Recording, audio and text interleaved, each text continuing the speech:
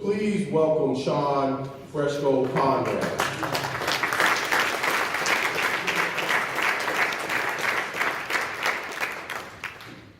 I want to talk to you about time. Precious time.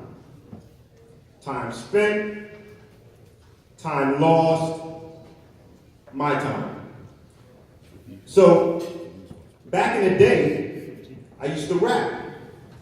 And I got signed to Tommy Boy Records back in '89, and I was suddenly label mates with Queen Latifah, De La Soul, Digital Underground. Young guy, just wanted to hear myself on the radio. And I wanted to make sure that when I heard myself on the radio, it wasn't just my cassette in the car, that it was coming out of everybody else's car, right? And I put this record out. I didn't have a great record deal because I was young and I just wanted to hear myself on the radio. So my first record didn't do too great. I didn't even have a video for it. The record label I was on, Tommy Boy Records, they didn't even do a video for it. But I had a deal. So a friend of mine said, you know what you should do? You should enter the World Championship Rap Contest so you can prove yourself. And I was like, okay. And I won. Thank you. So instantly, in the same year, I get signed in '89. In July of '89, I win the World Championship Rap Contest in front of all the people I looked up to. P. Diddy, LL Cool J, everybody was there. Ice-T, and next thing you know, I'm touring with Ice Cube, and I'm performing, and I'm doing my thing, and I'm in every magazine you could think of, and things are going great. Right On magazine, Word Up magazine. I'm flying from tour to go record at Yo MTV Raps and to be on BET, and I'm doing all this stuff. And in '93, I was signed by Damon Dash, and I was part of Rockefeller Management, and then we did a song on Original Flavors album called Many Styles, which features myself, Jay-Z, and Original Flavor, and I'm doing things. So I'm known in the industry, but I didn't really have this hit record yet, because that's kind of how it was back then. And I ended up rapping with the Notorious B.I.G., and the funny thing is, when I met the Notorious B.I.G., I was like, hey man, nice to meet you. And he was like, man, nice to meet you. And he starts rapping all the words to my song. And I was like, oh, that's cool. That's cool. So, all this can be seen in my documentary. It's on YouTube, and you can find out everything about that part of my career in the documentary World Supreme Hip Hop.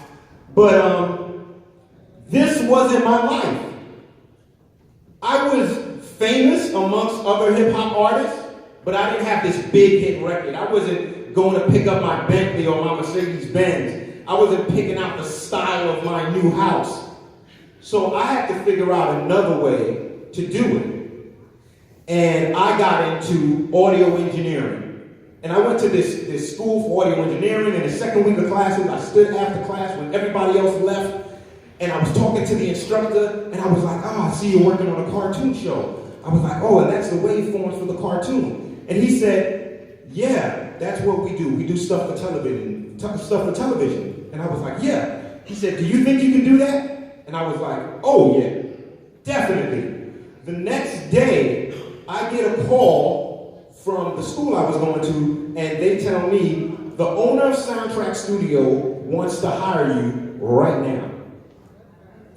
So because I stayed after class when everybody else left, I got hired because I was hungry. I was trying to make sure that I make it, that I wasn't this old school rapper that fell off.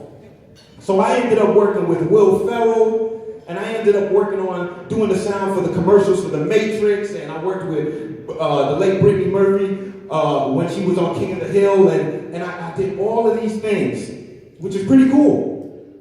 And then my daughter was coming, my daughter Tavia, and I was like, hey, I'm not only going to work at Soundtrack, I'm going to have my own studio at home, and I'm going to help other artists to do their thing. And I'm going to work the soundtrack, and I'm going to be ready for my new daughter that's coming. And I'm going to be a great father. Like, I'm about to do this. I'm not going to fail at this. And where would that come from?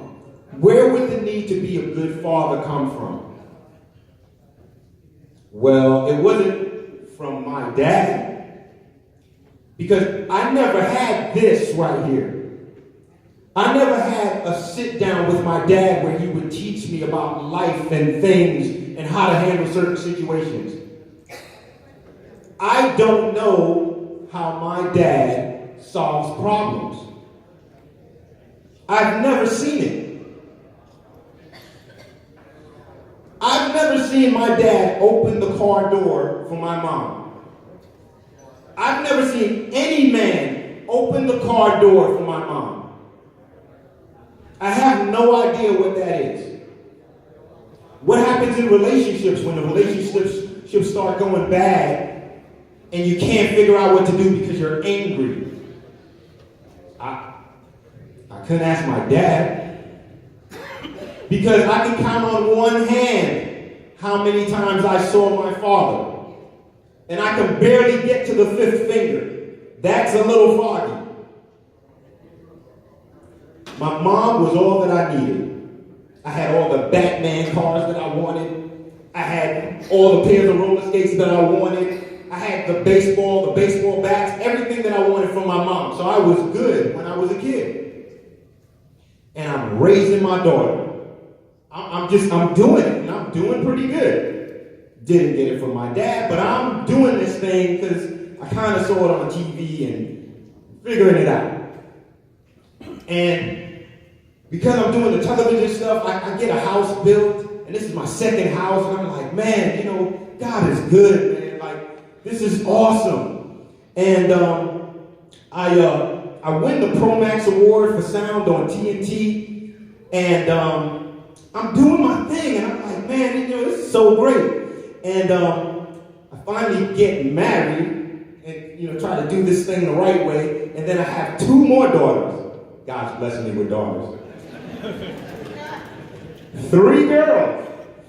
And I'm doing my thing. Like, I'm making sure I go to their events because that's what I do. I can't tell my kid I'm going to be there and she looks in the crowd and I'm not there. That's crazy. So I'm doing my thing. And then I turned 40 and I was like, I want to tell my dad about all this stuff. I want to introduce my dad to his granddaughters, and I want to tell him, like, oh, Dad, you missed it. When I was on tour with Ice Cube, and he had beef with NWA, and we were all scared, and this is, I want to tell him some stuff. So that I can experience that type of moment. I never got a chance to experience me and my dad chilling and laughing and just kicking it, watching a football game. I have no idea what that's like with my dad. And then on Facebook one day, I saw a message and it says, "Is Carl Conrad your father?" And I knew who that was. That was Kim. Because one time my dad came to visit me, and when he did, he said, "This is your half-sister, your sister Kim. She wants to get into music too. Go tell her how to get into music." And he pushed us to the side, and we had this awkward conversation. I was like, "Hi." She was like, "Hi. How are you?" "I'm fine." "Okay." So I was like, "Kim," I was messaged back on Facebook, call me.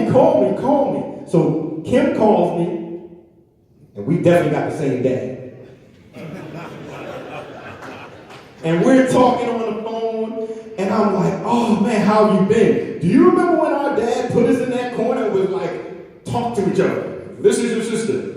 Wasn't that awkward?" And we were laughing about it and all this stuff. Then I was like, "Listen, so I gotta come to New York so we can get together and have dinner, and we'll get Dad, and we'll go have dinner, and we can just talk about all kind of stuff. And so let's set that up, and yeah, I'll come out there and see you." And she was quiet. And I was like, cool? Are you good with that, Kim? And she said, Sean, I'm sorry, but he passed away. And I cried so hard that I could barely get words out. My chest was hurting me. My back was hurting me. That's how hard I was crying. I cried all day long. Called my mom in New York, told her what happened. She's calling people in Atlanta, like, can you look over my son and make sure he's okay? I'm worried. Because I'm bawling. I could barely walk when she told me that my dad passed away. For a guy that I only saw 5 times, and I could barely get to the 5th finger, because that's foggy. I remember seeing this man. I was in Flatbush. I was by a girlfriend when I was younger, and I saw this man walking towards me, and I was like, wow, that looks like my dad. And then all these thoughts happened because I haven't seen him in years. I was like, does he live around here? What is he doing here? Is this? And he walked right by me. And I was in such shock that I didn't say anything. And I looked at him and I was like, I think that's my dad. Does he live here? Like I had so many thoughts and I didn't say anything. That was the last time I saw my father. So don't let this be our children.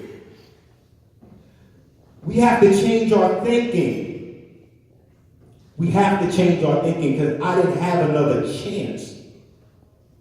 And I know as men, we experience all kind of stuff, money, hurt, anger, faulty communication, straight up lies, with the children's mom and all this stuff. But I promise, if you're going to smile like this dude right here, that lady has to be smiling like that. We got to get to a point where we can communicate and move on, where we can be free and the kids don't suffer.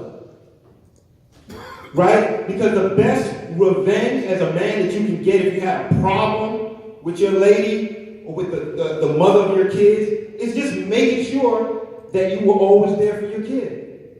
Right? My daughter, she remembers all of this. She's like, yeah, Dad, I remember that. I remember Disney World. I remember when you flew to New York and surprised me. I don't let that stuff go. I don't play with that stuff. Post the time with your kids on social media, man.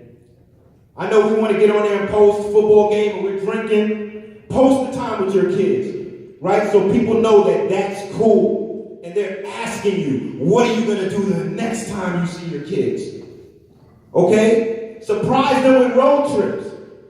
Pick them up from school and drive past your house. Okay? That's what I did. I drove right past my house. Dad, where are we going? We're going on a trip, right? Surprise them with that stuff because when we're gone, they're either going to tell a decent story or they're going to tell a not so decent story. That's a fact. Make sure if you tell them you're going to be there, show up. I like to tell my daughter, I'm not sure if I can make it. I already booked that flight. I'm there. I already know what I'm wearing. I already know. I don't play. I don't feel apologetic to my friends that I'm about to spend time with my daughter. So I never say I'm going to watch my kids. I'm not a security guard. Thank you. I spend time with my kids, and they know that. And it encourages them to look forward to spending time with their kids. That's how we have to do this thing.